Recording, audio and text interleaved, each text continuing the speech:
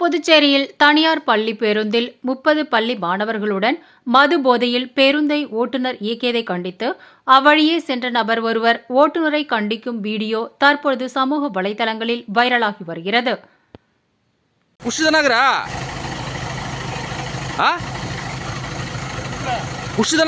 வண்டி ஓட்ட தெரியுதா உனக்கு? என்ன சார் ஸ்கூல் பசங்க இட்டும் போறடா, ஏன்டா அப்படி குஷி வண்டி ஓட்டுறீங்க? அப்படியே போட்ட வண்டி ஓட்டுதுன்னா உனக்கு இவ்வளோ பசங்க தானே இருக்குதுவா? என்ன வண்டி எடுத்துட்டா